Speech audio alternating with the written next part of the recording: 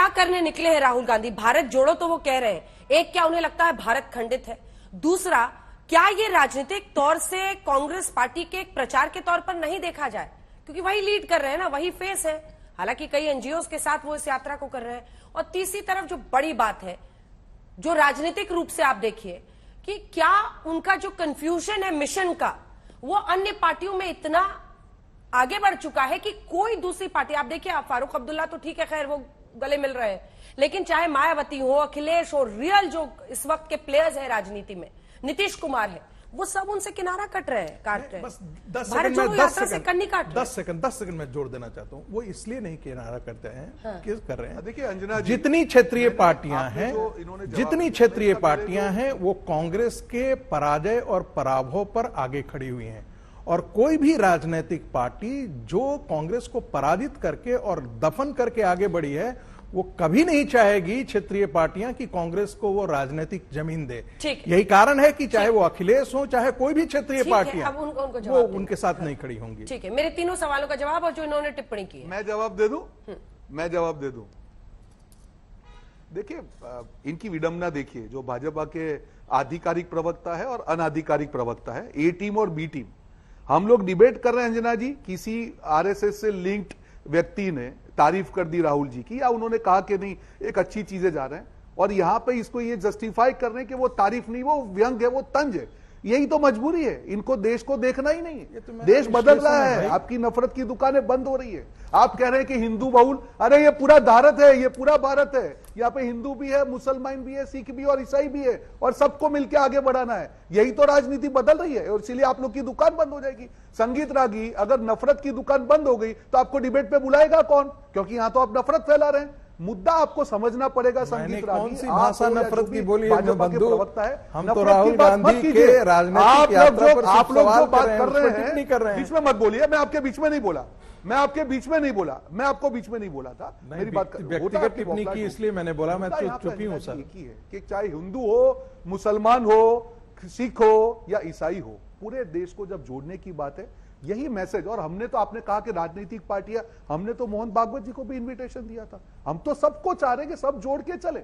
जब देश को जोड़ने की बात है तो उसमें ऐसे भी लोग आएंगे जो मुझे पसंद नहीं है, जिसकी विचारधारा मेरे साथ में नहीं है। राहुल जी क्यों गए? अटल जी की समाधि पे क्यों गए? मैसेज बहुत क्लियर था कि अटल जी भी विपक्ष के नेता थे, उनकी किसी नीतियों के साथ हमारा विरोध हो सकता है, पर जहां देश को जोड़ने की बात थी या लोकतंत्र की रक्षा की बात थी, तब उनके शासन में भी इस प्रकार की सिचुएशन नहीं हुई। और आज यही विडंबना देखिए, उनकी ही पार्टी के एक प्रवक्ता को अटल जी की पहचान नहीं आ रही है, जो फारूक अब्दुल्ला जी का हाथ ऊंचा करके बैठे हैं। आज इनके लिए ये विडंबना की बात है, क्योंकि नफरत उनके दिल में इतनी ज्यादा घुस गई है। और मुझे विश्वास है अंजना जी, जब तक भारत जोड़ो यात्रा खत्म होगी, तब तक यहां पे बैठ के जो प्रवक्ता है, अपने आप को जो मंदबुद्धि बालक और ये करके अपनी ही छवि को नीचे कर रहे हैं, उन तक भी इसका असर पहुंचेगा। और एक मिसाल कायम होगी नए साल में कि आप नेशनल टीवी पे जब बैठते हैं तब पॉजिटिव चर्चा कीजिए, नकारात्मक चर्चा मत कीजिए। पूरा देश, ये जोक नहीं है, ये कॉमेडी सर्कस नहीं चल रहा है, ये एक ऐसा शो है जिसको पूरा देश देखता है। यहां पे आप मुद्दों की बात कीजिए और सामने काउंटर लीजिए। अगर चर्चा ठीक होगी,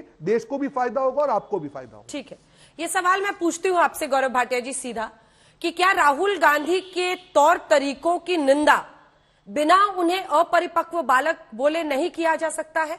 क्योंकि आप हमेशा इन शब्दों का सहारा लेते हैं, लगभग मेरे साथ किए हुए हर डिबेट में, इसीलिए आपसे सीधा प्रश्न है।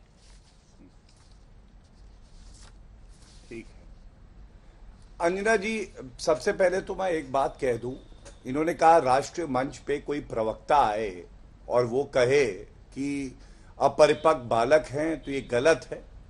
तो मैं इतना ही कहूंगा, राष्ट्रीय राजनीति में कोई पार्टी का अध्यक्ष होके और बड़े पदों पे रह के कहे देश का चुना हुआ प्रधानमंत्री चोर है, चौकीदार चोर है, ये कितना सही है? कोई कहे खून की दलाली, ये कितना ठीक है? ये जो सांसद है, ये विदेशी धरती पे जाके भारत को बदनाम करे, ये कितना परिपक्व है, ये बताइएगा। उससे कोई गरीबी पे सवाल करे और वो कह दे कि गरीबी एक मानसिकता है और कुछ नहीं है, ये कितना परिपक्व है। कोई पूछे कि बताओ वंशवाद की उपज हो तुम, वो कहे भारत में वंशवाद से ही देश चलता है, योग्यता से नहीं, ये कितना परिपक्व है, आप मुझे बताइए। और जब हम पूछे उससे कि भाई भारत को अखंड रखने के लिए, जोड़ने के लिए ही तो तुम ये यात्रा कर रहे हो, तो ये बताओ कि 1,35,00,000 ये घूस क्यों ली चीन से? तो क्या उत्तर नहीं मिलना चाहिए? एमओयू साइन करते हो, हम कहते हैं सार्वजनिक कर दो, क्या उत्तर नहीं मिलना चाहिए? ये किस तरह की परिपक्वता है कि हम शांत रहेंगे? अब मैं एक बात और फारूक अब्दुल्ला पे भी उत्तर दे देता हूं। मैंने सवाल क्यों उठाए? मैंने सवाल इसलिए उठाए कि अगर आप भारत जोड़ो यात्रा की बात करते हैं तो फारूक अब्दुल्ला वहां क्या कर रहे हैं? कश्मीरी पंडितों का नरसंहार हुआ, मुख्यमंत्री कौन था? फारूक अब्दुल्ला थे। और इन्होंने श्रद्धेय अटल बिहारी वाजपेयी जी की बात करी। मैं आपको बता दूं कि जो बयान मैंने आपको बताए, और मैं एक बार दोहरा देता हूं, 11 अक्टूबर 2020 चीन की मदद से 370 बहाल कराएंगे। फारूक अब्दुल्ला हमारे साथ नहीं थे, वो भाजपा के साथ नहीं थे। 5 अप्रैल 2017 पत्थरबाज देश के लिए लड़ रहे हैं, हमारे साथ नहीं थे भाई साहब, ये आप जानिए। जब तक वो हमारे साथ थे उन्होंने कभी ऐसा बयान नहीं दिया, और अगर देते तो वो भारतीय जनता पार्टी के साथ ना होते। अब एक बड़ी बात कर लेते हैं, उत्तर प्रदेश में भारत जोड़ो यात्रा जाती है। आप मुझे बताइए अंजना जी, कोविड के संकट में क्या सोनिया गांधी या राहुल गांधी, जो अमेठी से अभी तक सांसद रहे, गए थे अमेठी? रायबरेली कितनी बार गई है पिछले 3.5 साल में सोनिया गांधी? और मैं पूछना चाहता हूं, क्या यह सत्य बात नहीं है?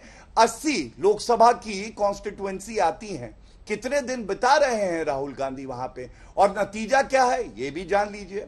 2017 में 7 सीटों पर सिमट गई थी। यूपी के लड़के याद है, पंचर साइकिल पे यही हाथ आया था, जनता ने नकारा। 2022 में 2 सीटें मिली, 2014 के लोकसभा में 2 सीटें आई, 2019 में 1 हो गई।